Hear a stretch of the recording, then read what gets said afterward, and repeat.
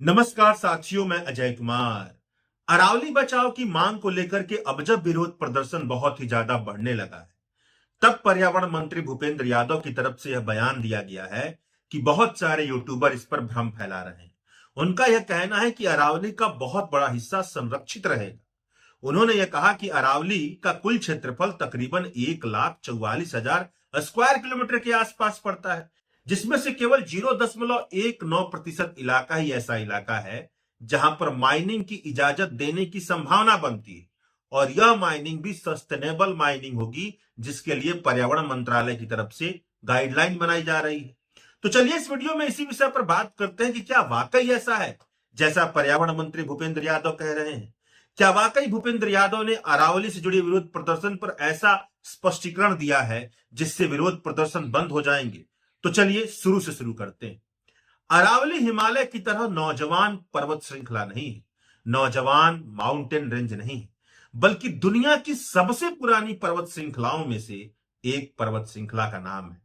तकरीबन 320 करोड़ साल पुरानी पर्वत श्रृंखला दिल्ली, हरियाणा, राजस्थान और गुजरात यानी भारत के 4 राज्यों में तकरीबन 650 किलोमीटर की दूरी में फैली हुई पर्वत श्रृंखला है। अरावली की माउंटेन रेंज बहुत पुरानी है, इसीलिए समय का मार सहते हुए घिसी है और पहाड़ियों में तब्दील हो गई। अरावली की जैव विविधता, बायोडायवर्सिटी बेमिसाल है।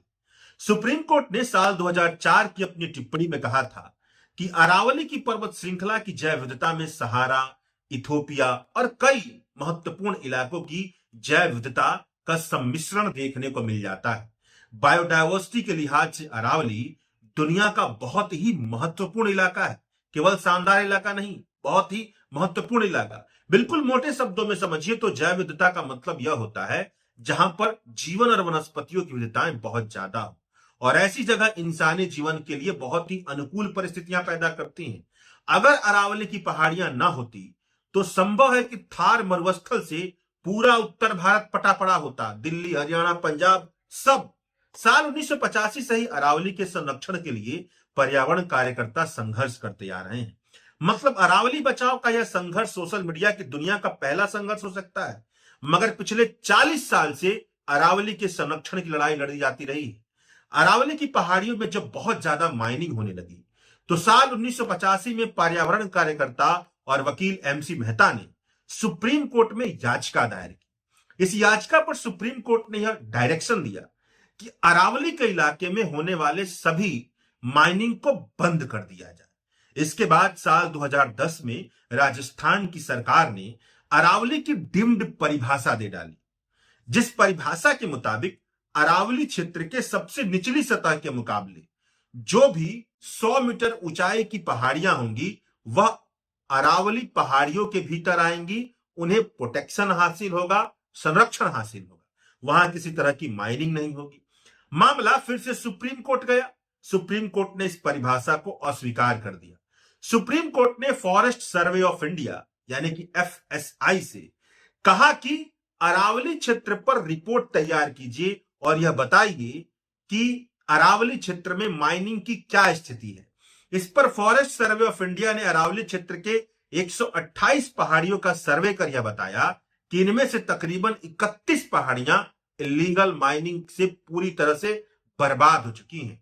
फॉरेस्ट सर्वे ऑफ इंडिया की रिपोर्ट पर सुप्रीम कोर्ट ने कहा कि राजस्थान सरकार ने अरावली क्षेत्र में इलीगल माइनिंग के रोकथाम के लिए कोई पुरजोर कोशिश नहीं की है।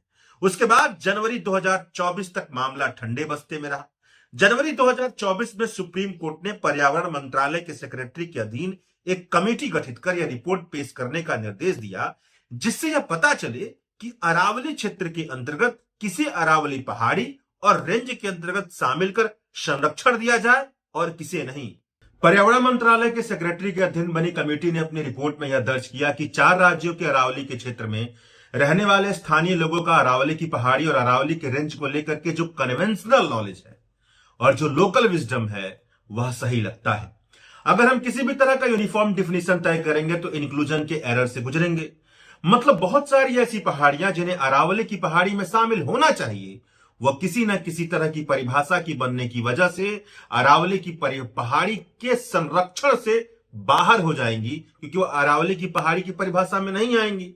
अगस्त 2025 में सुप्रीम कोर्ट के चीफ जस्टिस ने यह बात कही कि गवर्नेंस के लिहाज से और पॉलिसी डिसीजन के लिए किसी न किसी तरह की परिभाषा तो बनानी ही पड़ेगी।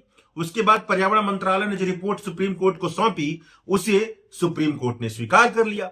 पर्यावरण मंत्रालय के परिभाषा के मुताबिक अरावली के क्षेत्र में फैली वह पहाड़ियां जो लोकल टेरेन यानी स्थानीय स्थलाकृति के मुकाबले 100 मीटर या 100 मीटर से ऊंची होंगी, उन्हें अरावली पहाड़ी के अंतर्गत संरक्षित किया जाएगा। और इसके अलावा 500 मीटर के गैप में अगर दो ऐसी पहाड़ियां मिलती हैं जो लोकल टेरेन के मुकाबले 100 मीटर या 100 मीटर से ऊंची होंगी, तो इस 500 मीटर के गैप में चाहे जितनी भी ऊंचाई की पहाड़ियां क्यों ना शामिल हो, वो 100 मीटर की ऊंचाई से भले ही कम क्यों ना हो, उन सबको और उन पूरे इलाके को जो 500 मीटर के गैप में मौजूद हैं वह अरावली रेंज के अंतर्गत शामिल कर ली जाएंगी, संरक्षित कर ली जाएंगी।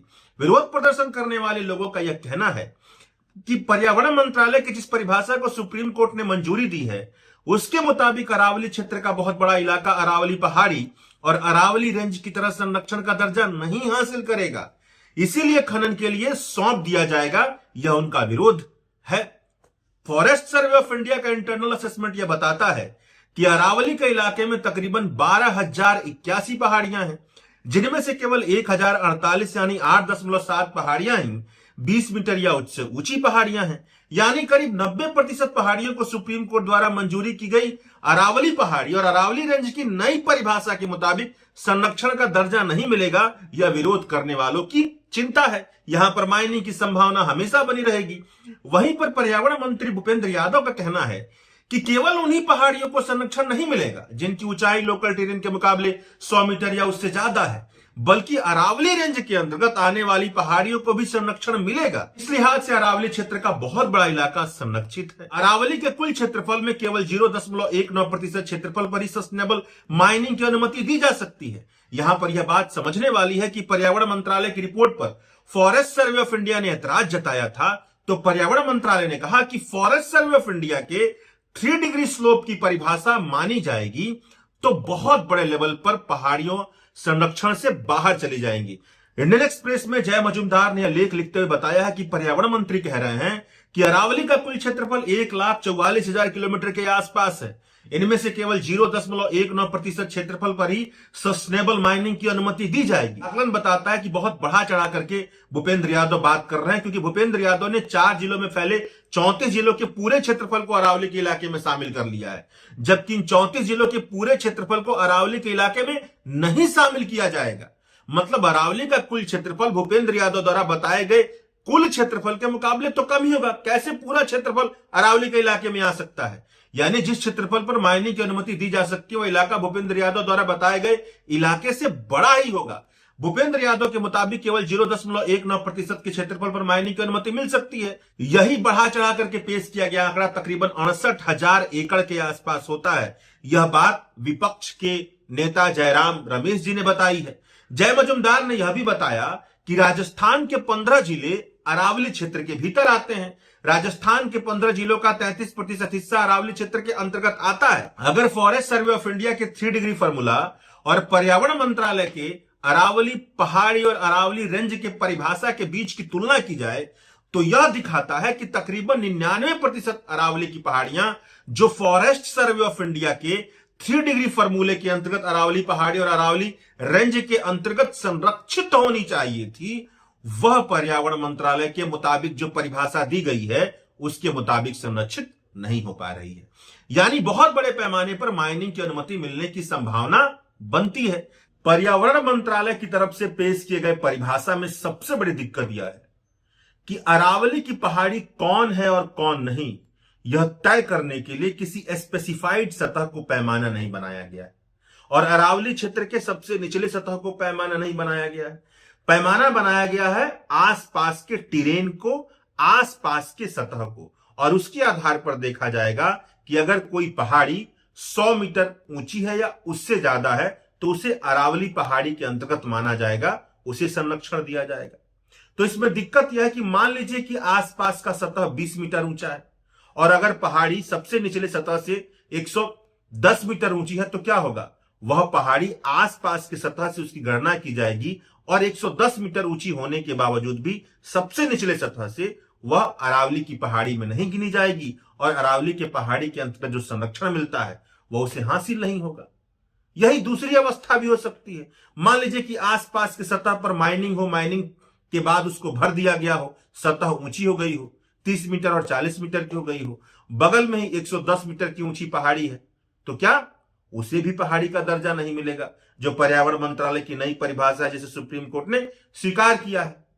तो इस तरह से अरावली में कई सारी ऐसी पहाड़ियां हैं जिसे संरक्षण का दर्जा नहीं मिलेगा, वह खनन वहां पर होने की संभावना बनती है।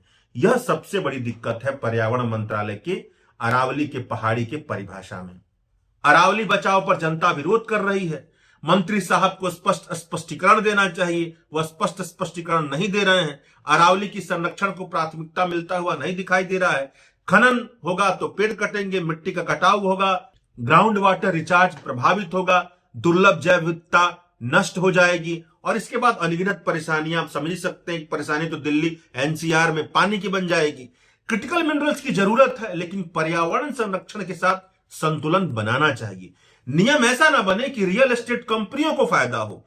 खासकर अभी जब चुनावी चंदे की रिपोर्ट में निकल करके आया है, जो सुप्रीम कोर्ट ने भाजपा को सौंपा है, कि रियल एस्टेट की कंपनियों ने, जो बड़ी बड़ी कंपनियां हैं, उन्होंने भाजपा को करोड़ रुपए चंदा दिया है।